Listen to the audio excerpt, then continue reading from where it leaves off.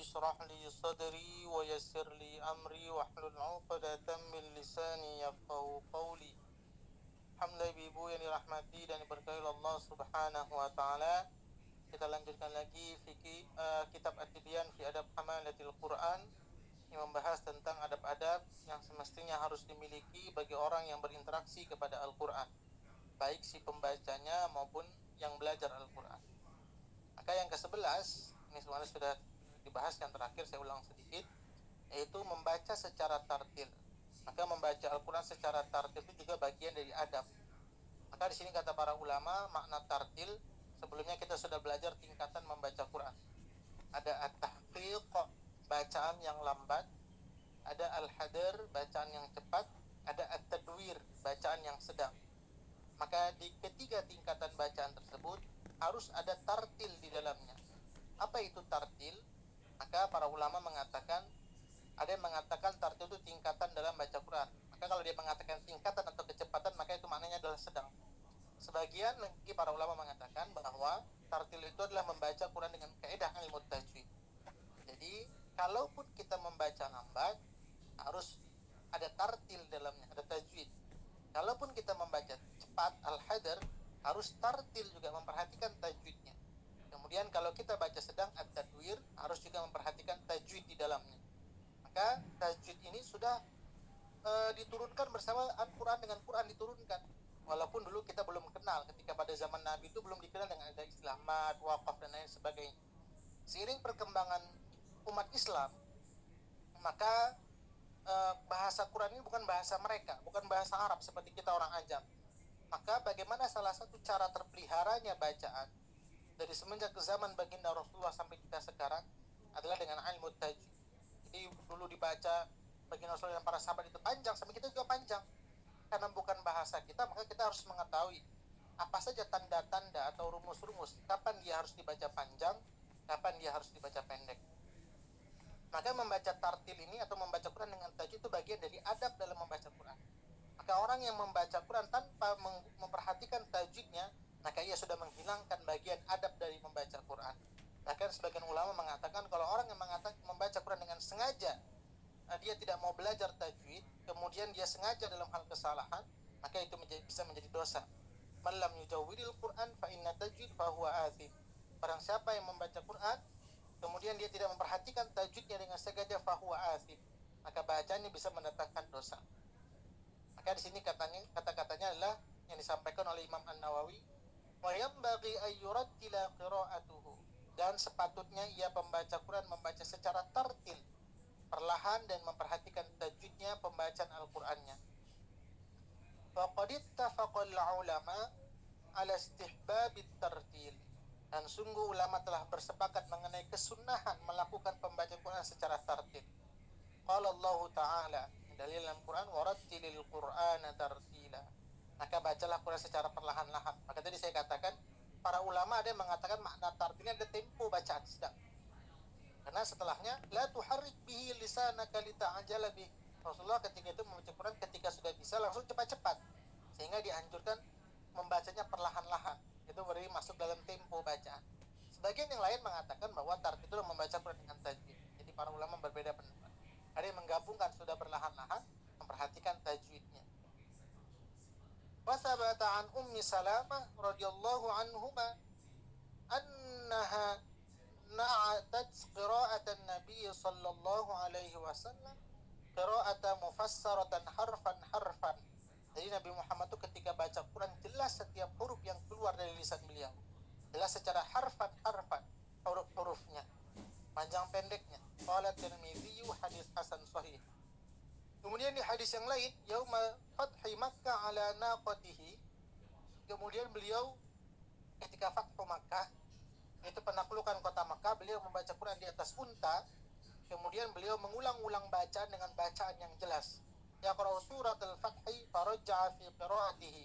Kemudian beliau mengulang-ulang bacaan tersebut dengan bacaan yang sempurna, dengan bacaan yang jelas.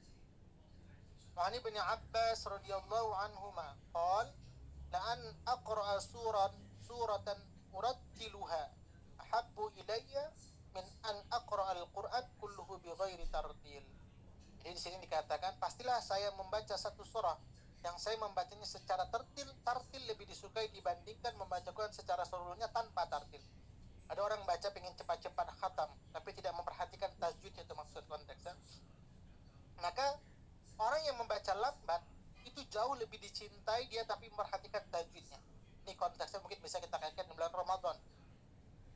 Ada orang mengejar khatam, tapi dia melanggar tajwidnya, dibaca cepat saja. Tapi ada mungkin orang yang baca dalam satu bulan Ramadan hanya dapat satu juz saja, nggak bisa dia menghatamkan. Tapi satu juz itu dia memperhatikan tajwidnya, itu jauh lebih baik dan jauh lebih dicintai. Wa an Mujahidin annahu su'ila an rajulain. Kemudian ada dua orang yang ketika itu membaca Quran. Kemudian yang pertama Baqarah wa Ali Imran wal akhar tu Baqarah wahdaha. Ada orang yang dalam sholat dia baca setelah Al-Fatihah itu Al-Baqarah dan Ali Imran. Kemudian satu lagi qala allazi qara Al-Baqarah wahdaha, yang satu lagi baca surah Al-Baqarah. Jadi kalau Baqarah Ali Imran itu sekitar 4 jusan. Kalau Al-Baqarah saja 2 juz setengah. Maka ketika sholat selesainya sama. Seharusnya yang baca Al-Baqarah dengan Ali Imran itu jauh lebih lama selesainya, tapi ini siapnya sama. Maka di sini dikatakan maka lebih utama afdal wahdaha afdal. Maka yang lebih utama itu adalah yang membaca Al-Baqarah. Kenapa? Karena dia bacanya tidak terburu-buru. Wa qad nuhiya 'anil ifrati fil isra'i wa yusamma hadza. Dan sungguh telah dilarang dari berlebih-lebihan dalam mempercepat pembacaan Quran. Hal itu dinamakan hadzu. Hadza atau hadzu, membaca cepat lagi terburu-buru hingga mengabaikan tajwidnya. Boleh baca cepat, tapi dia tadi harus tartil, tetap memperhatikan tajwidnya. Wa thabata an Abdillah bin Mas'ud radhiyallahu anhu anna rajulan qala lahu inni aqra'ul mufassal fi rak'atin wahidah. Sungguh saya membaca al-mufassal, yaitu dimulai dari surah Al-Hujurat sampai surah Qaf sampai akhir dalam satu rakaat. Faqala Abdullahi hadza akadzi syi'ri. Kemudian pembacaan terburu-buru seperti terburu-buru dalam membaca syair. Inna aqwaman yaqra'una al-Qur'an la yujawizu taraqiyahum. Maka sesungguhnya ya sekelompok orang membaca Al-Quran namun bacaan itu tidak melewati tulang selangkah, itu tulang antara bagian atas dada dan bahu mereka. Jadi karena saking cepat-cepatnya tidak memahami makna ayat yang dibaca. Jadi ayat itu sampai tenggorokan saja, tidak sampai kepada hati mereka. Walakin idza waqa'a fil qalbi farasakha fihi nafa'a rawahu. Maka yang ia baca itu tidak sampai menghujam di hati, lalu menancap kuat di hati, maka akan bermanfaat. Jadi kalau ayat Quran itu sampai kepada hati seorang pembaca, itu akan jauh terasa manfaat. Pertama, salah satu bagaimana mendapatkan ketenangan hati, bagaimana obat hati, wasyifa'ul lima fis sudur. Maka salah satunya dengan membaca Quran. Ketika Quran dibaca dengan sebaik mungkin, dia akan memberikan ketenangan dalam hati si pembaca. Itulah pentingnya kenapa kita betul-betul harus memperhatikan tajwidnya, karena pembacaan yang baik akan memberikan dampak baik kepada benda yang mati maupun benda yang hidup. Itulah kedahsyatan dari Quran ketika dibaca. Wa hadza lafzun Muslim ihda riwayati. Dan ini adalah redaksional Imam Muslim dan salah satu berbagai hadis riwayat beliau. Kemudian qala ulama at-tartilu mustahabbun litadabburi wa li ghairihi. Kemudian bacaan tartil itu disunnahkan. Kemudian dengan tartil tersebut kita mudah untuk merenungi bacaan Quran. Walihada yustahabbut tartil. Mereka ulama berkata, dan karena hal ini disunnahkan melakukan tartil bagi orang yang ajam, yang ia tidak memahami artinya. Maksudnya apa di sini? Kita ini bukan orang Arab, disebut orang ajam. Maka disunnahkan bagi orang non Arab yang bagi kita ini tidak paham maknanya, harus belajar bahasa Arab dulu. Maka sebaik-baik bacaan adalah bacaan dengan tartil, maksudnya perlahan-lahan. Lianna dzalika aqra'u ila at-tawqiri wal ihtirami wa ashaddu ta'tsiran fil qalbi. Karena bacaan yang perlahan-lahan itu bisa mengantarkan kita semakin mendekatkan diri kepada Allah. Kemudian bentuk penghormatan kita kepada Quran, kemudian dampaknya adalah memberikan positif dalam hati kita. Itu bacaan yang tartil kalau kita baca pelan-pelan. Kemudian yang ke-12, bagaimana ketika kita membaca ayat yang berkaitan dengan rahmat, dan bagaimana sikap kita ketika membaca ayat yang berkaitan dengan azab. maka kita disunnahkan untuk berdoa. Jadi kan dalam Quran itu ada nikmat, ada azab. Bagaimana reaksi kita ketika kita bertemu dengan ayat-ayat seperti itu? Ayustahabbu idza marra bi ayatin rahmah ayyas'alallahu ta'ala min fadlihi. Dan disunnahkan ia pembaca Quran apabila ia melewati ayat rahmat, maka ia memohon kepada Allah Ta'ala berupa anugerah agar rahmat itu diberikan kepada kita. Kemudian sebaliknya, kalau seandainya kita membaca Quran yang berkaitan dengan azab atau neraka, maka kita meminta perlindungan agar dijauhkan dari azab atau keburukan tersebut. Maka wa yaqulu Allahumma inni as'aluka al-afiyah. Ya Allah, sesungguhnya saya memohon kesejahteraan kepadamu. Maka dulu saya sampaikan, kita sering mengucapkan sehat wal afiyat. Bahwa yang namanya sehat itu ya nampak secara zahirnya badannya sehat, tidak ada penyakit. Tapi belum tentu afiyah. Apa itu yang dikatakan afiyah? Orang yang sehat, kemudian kesehatan itu mengantarkan kepada ketaatan, itu namanya afiyah. Maka dalam doa Allahumma inni as'aluka al-afiyah, ya diminta afiyah. Ketika kita sehat, kemudian sehat itu mengantarkan kita menjadi dekat kepada Allah Subhanahu wa ta'ala. Maka kalau ada orang sehat tapi dia nggak taat, itu berarti dia sehat tidak afiyah. Tapi kalau ada orang yang sehat kemudian dia patuh terhadap perintah Allah, berarti dia sehat wal afiyat. Nah, itu kan bahasa kita, sehat wal afiyat. Kalau kamus bahasa Indonesia, sehat afiyat itu sama saja. Tapi secara pemahaman, afiyah itu adalah kesehatan yang mengantarkan kita semakin dekat kepada Allah Subhanahu wa ta'ala. Au as'aluka al-afiyah min kulli makruhin au nahwa zalik.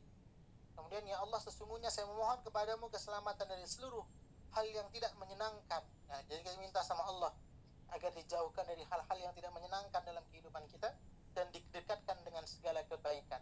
Wa idza marra bi ayatin tanzihi lillahi subhanahu wa ta'ala nazzahu.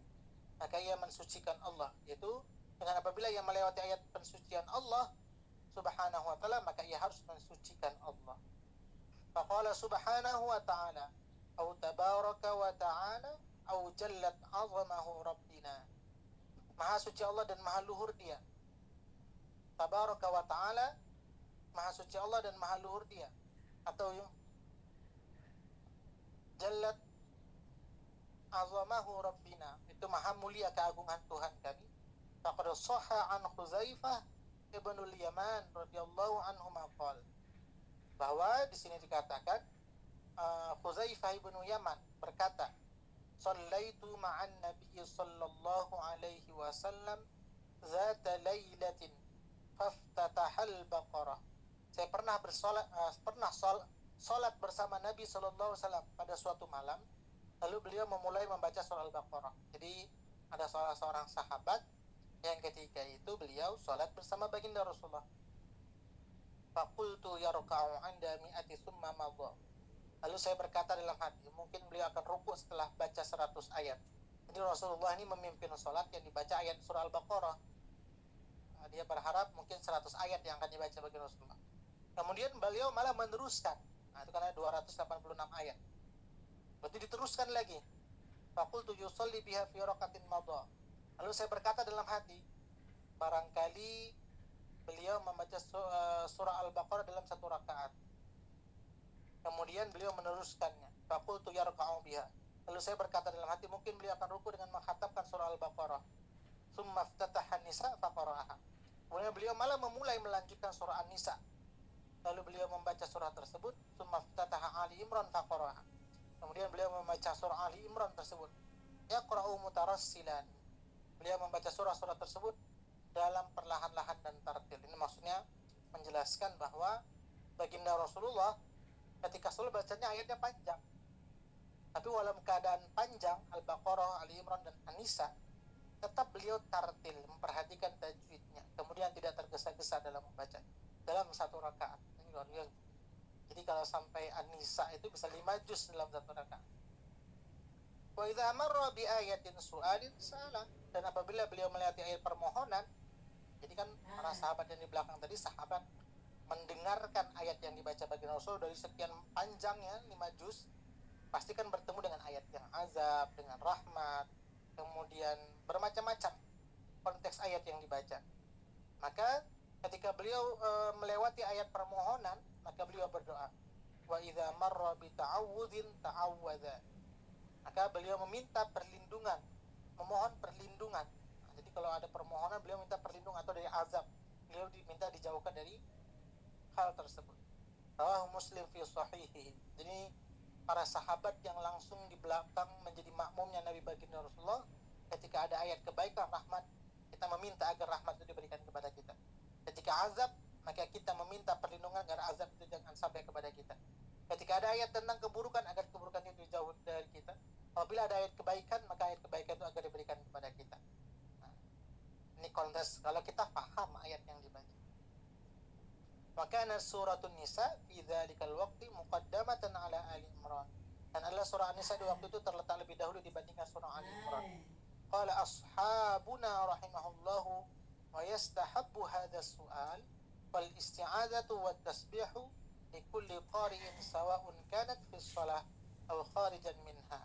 Kalau berkata para sahabat kami ulama mazhab Syafi'i rahimahullah, disunnahkan berdoa dan memohon perlindungan dan bertasbih ini setiap membaca Quran, semoga saja keadaannya dalam salat ataupun di luar salat.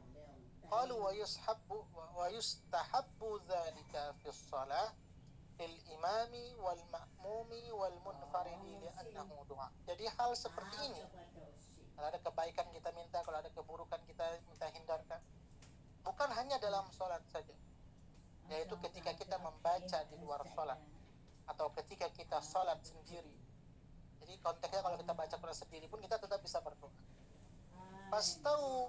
Pastawau fihi katamini aqibal fatihah. Maka mereka setara dengan kesunahan ini. Itu sama seperti pengucapan amin sesuai pembacaan surah Al-Fatihah. Jadi minta diperkenankan. Jadi kalau ada ayat Quran juga itu apa yang kita minta itu semoga diperkenankan, dikabulkan oleh Allah Subhanahu wa taala.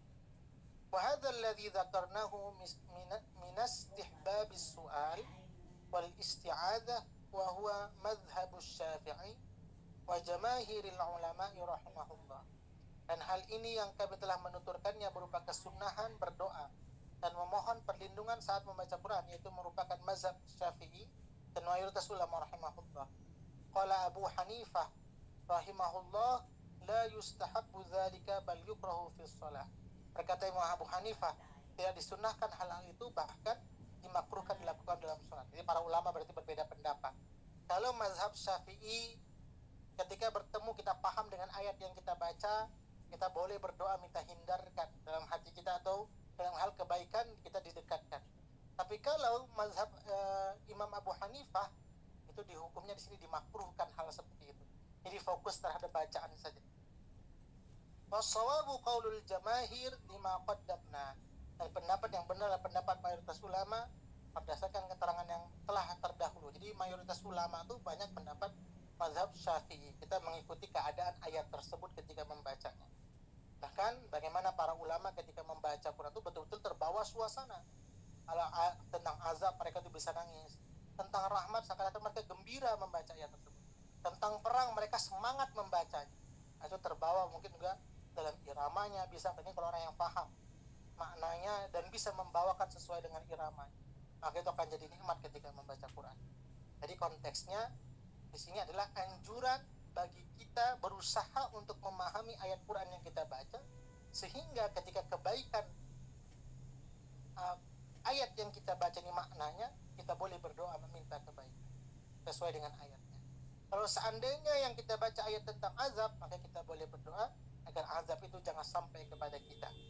Nah, ini maksudnya diperbolehkan kita bersikap seperti itu ketika membaca Quran, dan itu juga bagian dari adab bagaimana kita berkomunikasi, berinteraksi dengan Quran. Jadi kita terbawa suasana Quran ketika diucapkan seperti itu. Yang sebelumnya bagaimana para sahabat itu ketika Quran dibacakan mereka sampai menangis, bahkan sampai ada yang pingsan karena kedahsyatan Al-Quran ketika dibaca. Silakan, saya sini ada pertanyaan Ibu yang berkaitan tentang tartil, anjuran membaca Quran dengan tajwid, kemudian bolehnya kita meminta sesuatu sesuai dengan ayat yang kita baca. Pak Ustaz, Iya Bu. siapa dulu? Silahkan. Itu Papa belum dulu. Pak Ustaz mau tanya gini, kalau sedang mengaji, tapi terus ada orang yang memanggil atau ada yang bertanya atau apa, kita berhenti sebentar atau kita tunggu dalam satu ayat, atau memang ini satu halaman misalnya yang mengaji, tapi ini satu ayatnya belum selesai gitu. Itu gimana ya Pak ya? Ya. Yang pertama, sebagian ulama mengatakan, ini kalau tingkatan yang lebih tingginya ya, nanti ada tingkatan. Sebaiknya jangan kita memotong bacaan itu kalau level yang paling tinggi. Sebaiknya jangan kita memotong bacaan ketika orang sedang membaca Quran. Kenapa? Karena mereka sedang berkomunikasi dengan yang maha mulia, Allah subhanahu wa ta'ala. Man arada ayyatakallama ma'allah falyaqra'ul Quran. Bahwa sesungguhnya ketika seorang hamba sedang membaca Quran, maka jangan hentikan bacaan Quran kita atau memotong bacaan Quran kita dari segala sesuatu yang tidak mulia. Contoh, Bu Momi sedang berbicara dengan presiden. Kira-kira lagi asik berbicara, saya potong pembicaraan Bu Momi. Sopan nggak kira-kira? Iya. Nggak sopan ya? Sopan. Harus selesai dulu bicaranya baru. Nah, harus selesai dulu. Maka konteksnya adalah ketika kita membaca Quran, sebaiknya jangan ada konteks, ini level yang paling tinggi. Sebaiknya jangan ada konteks ucapan yang di luar Quran. Tiba-tiba nih, saya baru baca 2 ayat. Amma yatasa'alun 'anin naba'il 'azim. Tiba-tiba Bu Momi manggil saya. Saat ini ada WhatsApp tukang sayur lagi nawarkan sayurannya. Akhirnya saya baru baca 2 ayat. Kemudian saya sibuk cerita sayur dengan Bu Momi. Kemudian setelah saya cerita sayur, saya lanjutkan bacaan Quran saya. Maka kata para ulama, kalau levelnya tertinggi, jangan campurkan ayat-ayat ucapan yang suci ini dengan ucapan yang nilainya itu tidak ada. Maksudnya menurut kita penting namanya belanja ya. Tapi kalau bisa jangan kaitkan ucapan itu dengan kaitan yang di luar dari konteks Quran. Itu sebaiknya. Tapi terkadang ada kondisi-kondisi kita yang memang kondisinya darurat. Maka bagaimana? Level tertinggi tadi adalah kita tetap fokuskan. Karena yang namanya memotong bacaan atau memotong ucapan kepada orang yang mulia saja itu tidak boleh secara adat, tidak sopan. Apalagi kita sedang berkomunikasi dengan Allah Subhanahu wa ta'ala. Yang kedua, kalau memang kondisinya terdesak, maka sempurnakanlah dulu sampai ujung ayat baru kita berbicara. Jadi jangan amma, kan belum habis itu baru amma saya baca, tiba-tiba saya berhenti, kemudian saya berbicara. Maka kalau memang membicara itu adalah kondisi dalam keadaan darurat, maka saya habiskan dulu. Amma yatasa'alun, baru kita berbicara.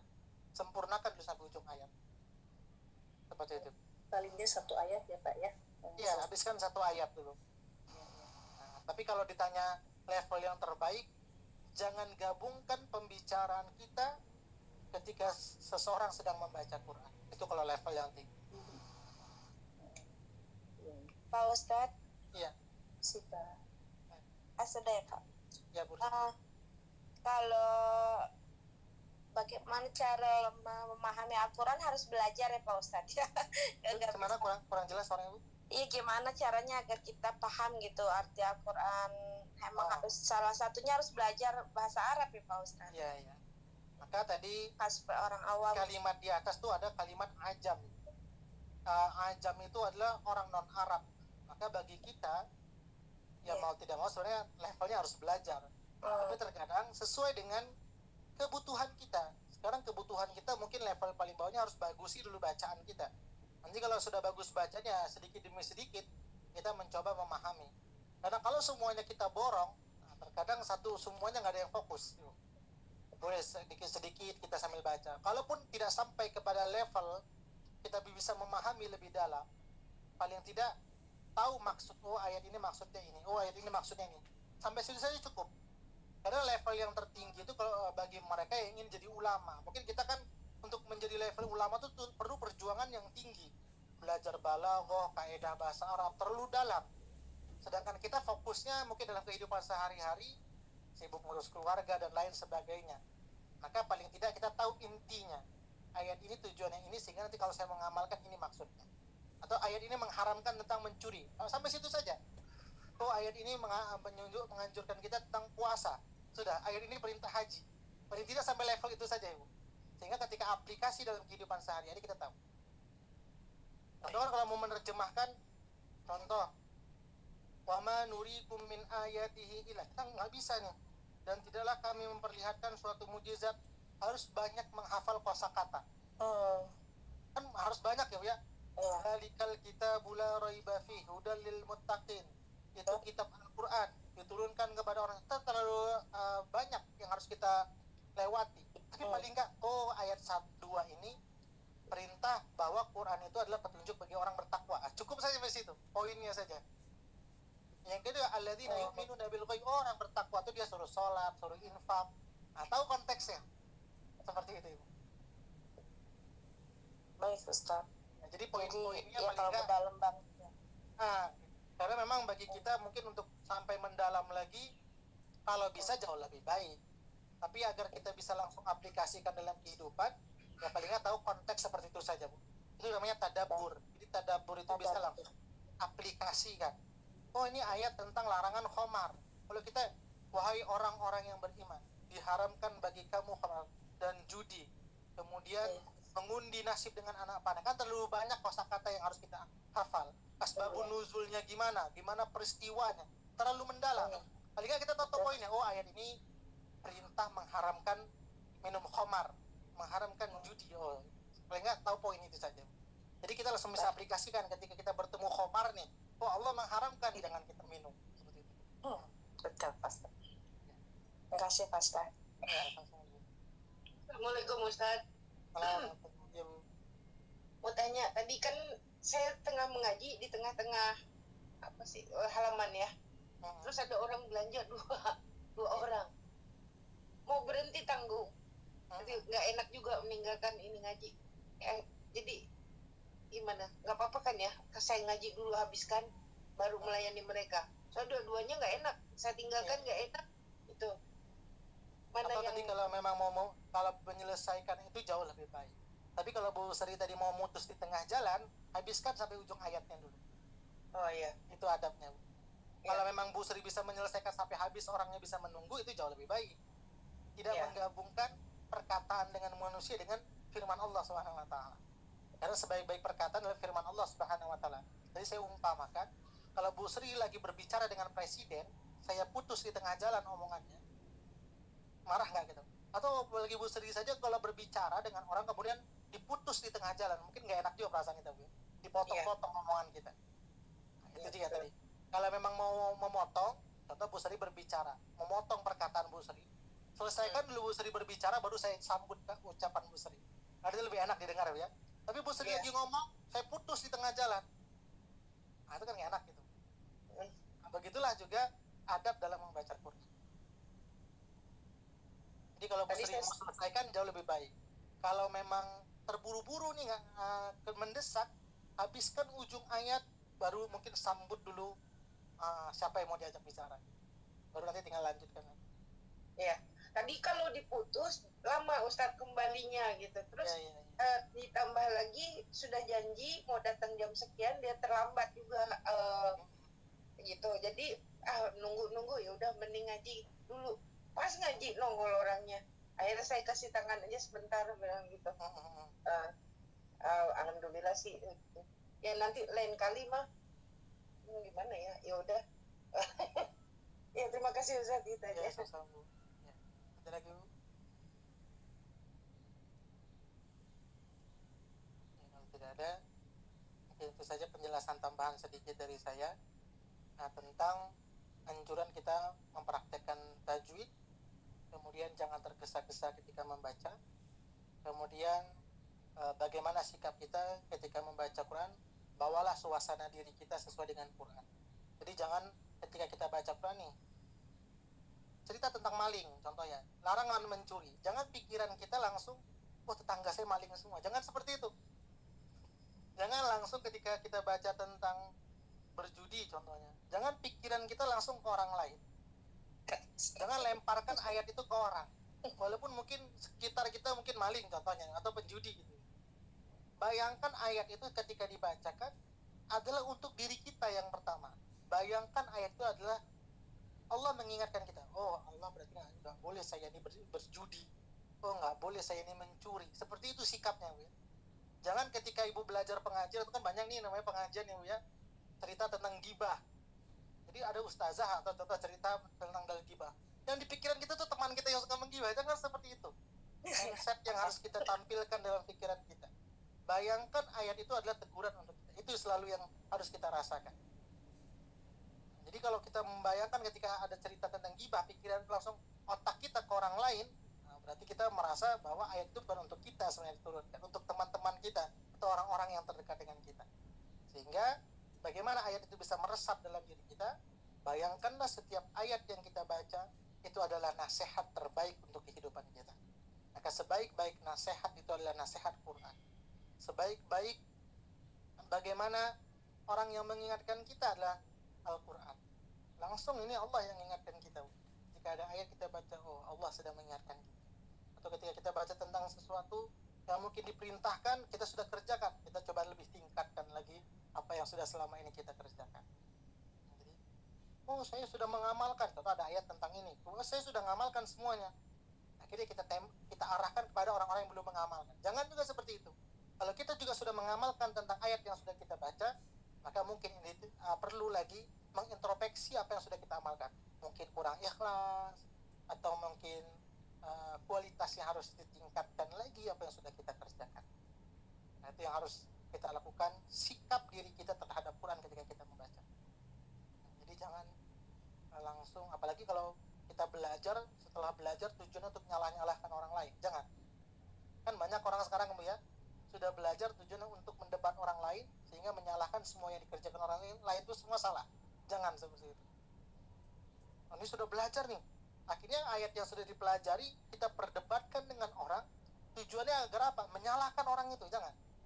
Maka tadi sikap yang pertama adalah hadirkan Quran yang kita baca untuk mengingatkan diri kita agar menjadi hamba yang lebih baik di hadapan Allah Subhanahu wa taala. Itu yang tujuan pertama. Kecuali tadi kita mungkin sambil duduk dengan teman, sambil santai, mungkin karena teman dekat atau bagaimana kita mengingatkan. Yang pertama kita ketika mengingatkan orang, jadikan pengingat itu yang pertama untuk diri kita sendiri. Kemudian niat kita adalah mengajak orang kebaikan. Itu saja. Tapi bukan tujuannya ketika kita tahu langsung kita habisin orang lain untuk menyalahkan semua yang sudah dikerjakan. Jangan seperti itu. Karena yang namanya dakwah itu ud'u ila maghfiratin min rabbikum.